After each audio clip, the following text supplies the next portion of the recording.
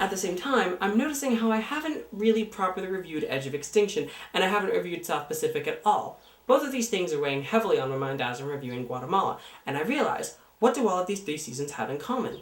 Well, they're all captain seasons. And since I wanted to review South Pacific and Edge of Extinction at the same time, but I don't want to halt San Del Sur any longer, I decided to talk about both of them at the same time, while also taking a broader look at captain seasons in general. That's how this project started. As I was familiarizing myself with Edge of Extinction, Winters at War was airing at the same time, and so thus my mind naturally got to thinking about Edge of Extinction as a concept.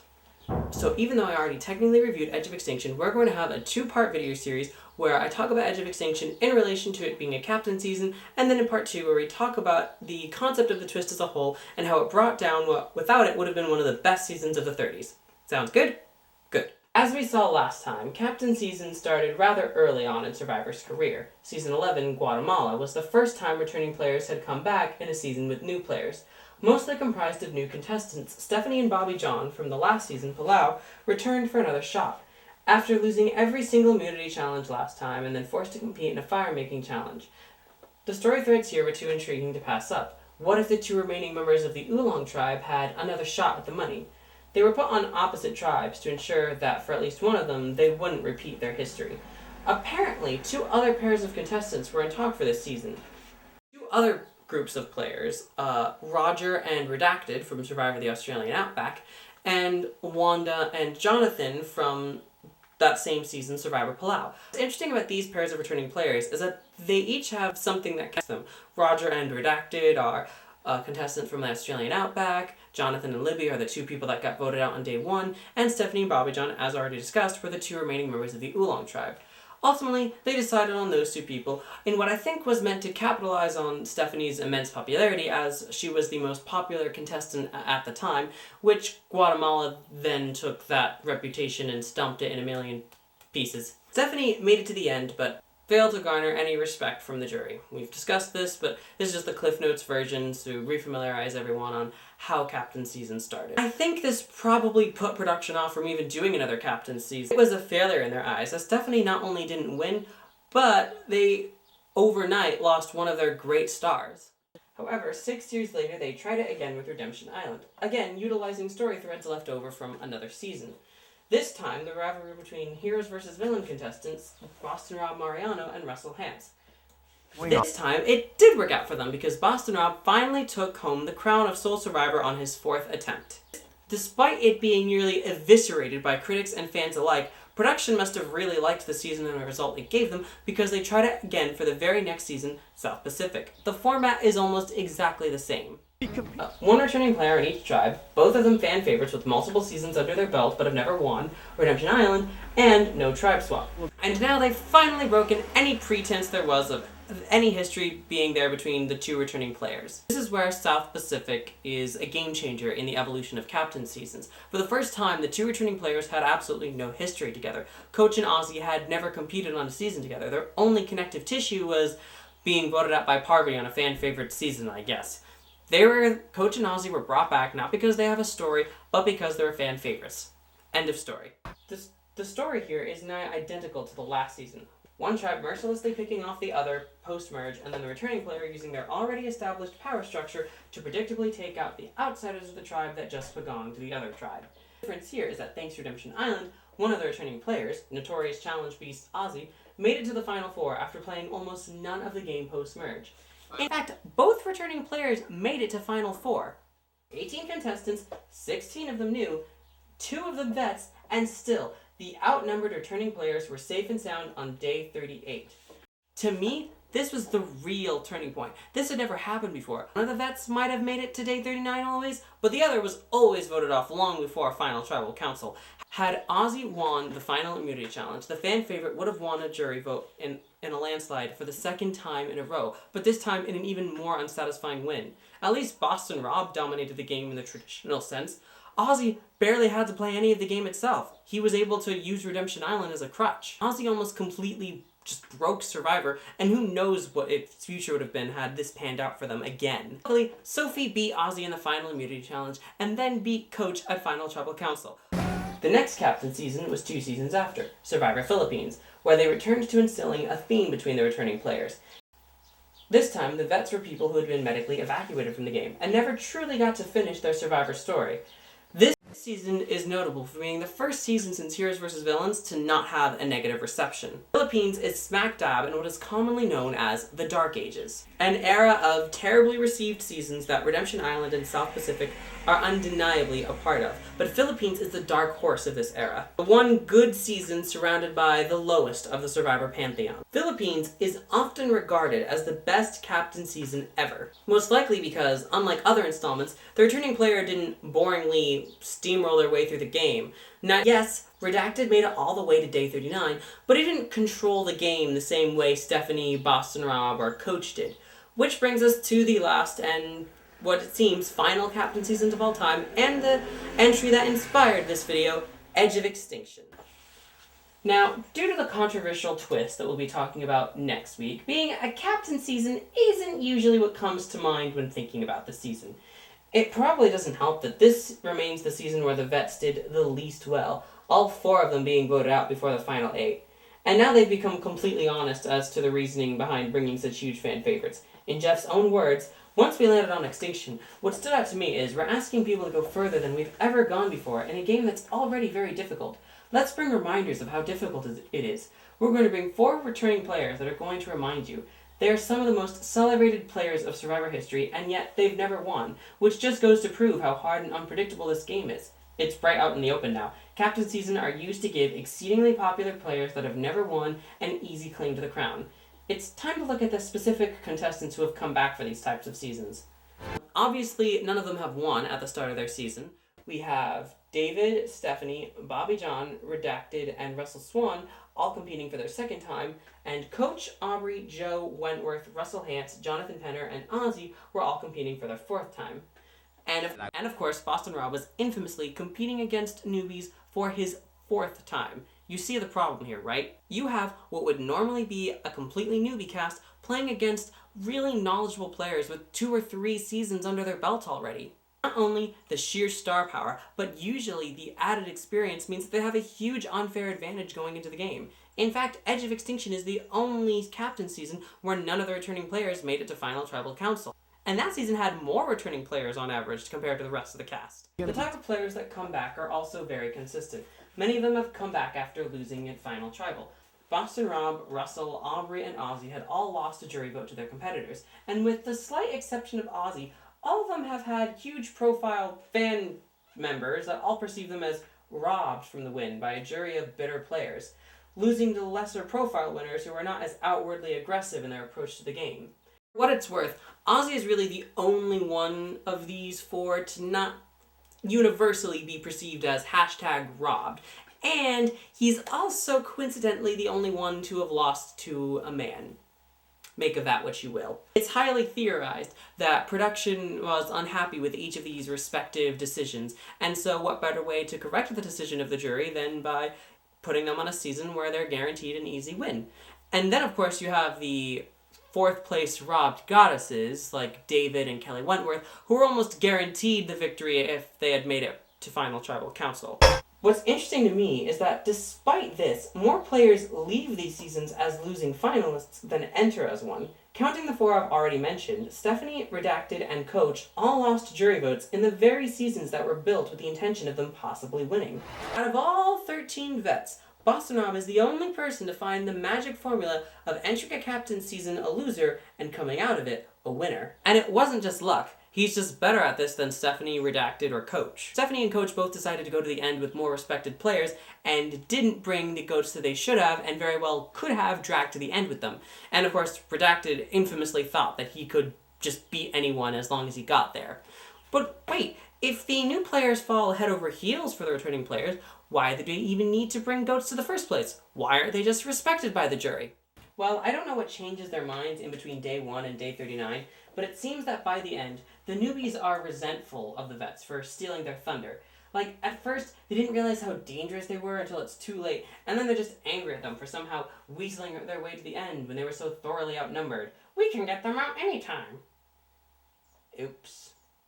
Interestingly, Ozzy was so beloved by the jury that had he gotten to Final Tribal Council, he probably wins unanimously. And he's like, besides Boston Rob, the only returning... Actually, no, even not counting Boston Rob was only given the vote because he was up against such weak competition. Ozzy could face literally anyone, and he wins that jury vote. However, that probably has something to do with the fact that Ozzy spent most of the post-merge portion of the game on Redemption Island. All he had to do was win challenges and catch fish. He didn't have to bother with the pesky social politics part of the game. He almost used Redemption Island to break the game and become a Survivor winner. Speaking of Redemption Island... So, as already established, most of the time, captains aren't in any actual danger, but production doesn't like to take chances in that regard. You'll notice that 3 out of 5 captain seasons implement something that involves eliminated players being able to re-enter the game. The Redemption Island seasons, and of course, Edge of Extinction. In fact, I, among others, are convinced that the only reason that Edge of Extinction wasn't just a straightforward newbie season is because production wanted to test it out with vets before the big shindig of all winners. Bringing back Aubrey, Joe, David, and Wentworth not only shows how sufficiently Edge of Extinction protects fan favorites, but if they win, then there's another easy selection for the 40th all-winner season. Only Guatemala and Philippines had enough trust in their cast to let the season play out naturally without any bringing contestants back from the dead gimmick. That's also, interestingly, the only captain seasons that people like. And really, it's mostly just Philippines. Guatemala is like one of those seasons that most people, we don't hate, but they're just kind of blah. Some people think that it's underrated and therefore like it a lot more, but like Guatemala is not considered one of the best and one of the worst. I mentioned last time that Guatemala seems to me like the median season, where if a season is better than it, it's a good season, and if a season is worse than it, it's a bad season. And that to me seems maybe more like the universal approach. Guatemala was like the bridge between the awfully hated seasons and the not awfully hated seasons that we're about to get into. Philippines remains the only real universally beloved captain season, often hitting the top 10. So, of course, that begs the obvious question, why are captain seasons so hated? Well, with Edge of Extinction, it's because it single-handedly destroyed the whole premise of Survivor and the third boot ended up winning. Something that's become less and less important to me in evaluating this season's overall quality. As for the other two, I think it's because the entire premise is flawed. And like I said, these people have played multiple times, and you're asking newbies, and very often recruits, to keep up with them. Redemption Island and South Pacific are 2 of the worst seasons for this very reason. It's not only unfair, it's downright boring.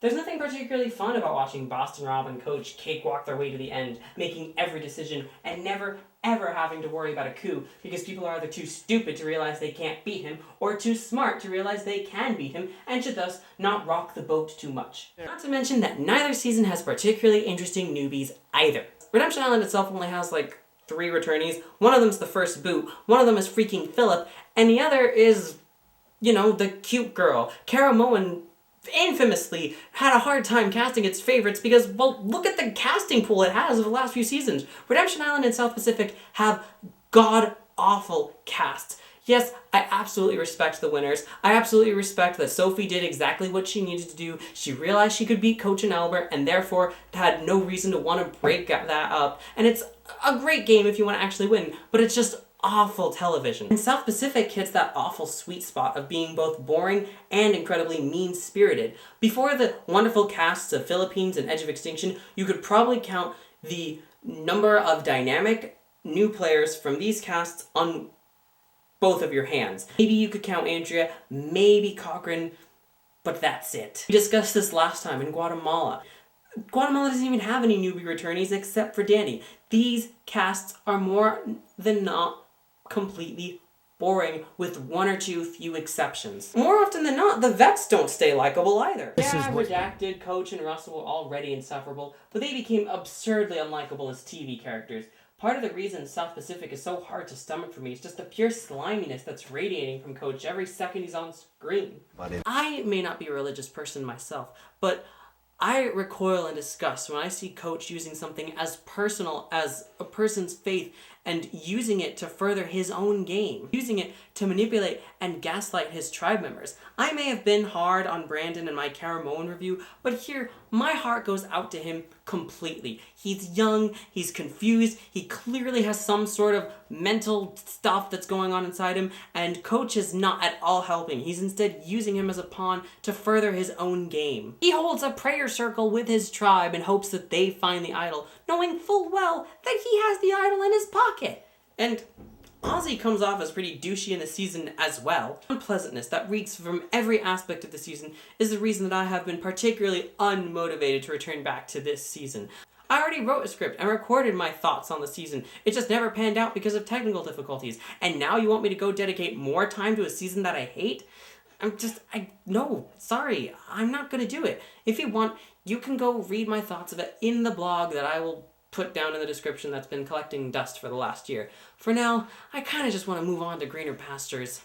Like Edge of Extinction, for example. Edge of Extinction absolutely massacred its vets. By the time we reached Final 8, there were no remaining returning players to be seen outside the Edge. Such a huge shift compared to its predecessors. Despite loving 3/4 of these All-Stars, there's something exhilarating and refreshing about being a season with returning players where the Final 8 is made entirely of newbies. Ometepe and Upolu could never. Can't explain it any better than that. I almost wonder if the fact that there's 2 returning players instead of 1 sort of like removed the personal attachment that each of those tribes, Upolu and Savai, must have had with their returning players. They must have gotten really attached to Coach on Upolu, and he became like the leader of Upolu, so maybe that's why they didn't want to vote him out. There's maybe some psychological reason behind that. But if there's 2 of them, well, fuck, they're just 2 other people on our tribe. We're the newbies. We're gonna show these idiots how it's done. At the same time, as a fan of these players, it was also a bit disappointing to watch them all get massacred one by one. Kama was dead set on voting out the returning players from day 1, but since one of those players was Joey Amazing, they never got the chance to because they never attended Tribal until the merge. In fact, Aubrey and Joe were both voted out at the first Tribal Council they attended that season. Manu was more receptive to working with their returning players. Sort of. Wentworth and David were never actually on the same side throughout the game, and David actually tried to vote Wentworth out on numerous occasions, but it never quite panned out because, in case you haven't noticed, Wentworth is very good at this game. Wentworth does actually have a good showing here. Her tribe loses over and over again, and every time they're about to go to Tribal, people target her to absolutely no avail. I know I said that the returning players all got destroyed by the newbies, but that didn't really start until the merge portion of the game. Yes, she does get votes at the first few tribal councils, but somehow, in the year 2019, a time where Survivor contestants are supposed to be much more savvy, the biggest target of the tribe somehow still survives the vote and puts together a strong enough trio that one of the members, War Dog, actually votes people out because they dared to utter Wentworth's name as a potential target. Her mind, we stand a strategic queen. I pinpoint Wentworth because even though David also survived the pre-merge as a returning player, and without getting his name written down, David was in a worse position during the merge than Kelly was. David was voted out because he was on the opposite side of the numbers. Kelly was voted out because War Dog got a taste of Big Moose-itis and just wanted to take out the last returning player. Kelly didn't really do anything wrong besides being a returning player. And that brings us to the original point. Long gone are the days where the newbies would just let the returning players walk all over them while they cakewalked their way to Final Tribal Council. War Dog actually brings up the statistic of capsid seasons where a returning player is always at Final Tribal in every one of those seasons, and he says he wants to avoid that this time. And the reason he gives for wanting to avoid that is because he doesn't want the jury to respect such a good story like that. Well, that's a shift from how it used to be. That's an interesting way of putting it, War Dog, because as previously discussed, yes, the vets do always make it to day 39, but they hardly ever win. This, to me, is the biggest sign of the shift in perception. Unless he's just saying this to convince wrong, it sounds like if a returning player had managed to survive the massive target placed on them and made it to day 39, they might have garnered the jury's respect, and they could have won. I think if Wentworth is sitting next to any combination of Gavin, Julie, Lauren, or the EOE returnee, she might walk away with the votes. Or maybe nobody wants to see the vet crowned in a season comprised of mostly newbie players if they can help it. We don't know. I think, or at least I've heard, that one of the reasons that Stephanie might have not won the jury vote, besides being titled jerk kind of that season, was because the jury, comprised of mostly new players, probably found it unfair that Stephanie had another shot at the million. Why are you here? Why should you win the money? This is our season. And that, to me, is perhaps the fundamental flaw of Captain Seasons, both as a gameplay perspective and also from a television perspective. I think we can see it clearly here in Edge of Extinction. Aubrey, Joe, and Wentworth were robbed of a real third time to compete because, well, it's a Captain Seasons in 2019. We've all watched Redemption Island and South Pacific. We know how this ends. Now it's almost like a disadvantage in their favor. They were never going to win. It was always going to be an uphill battle for them.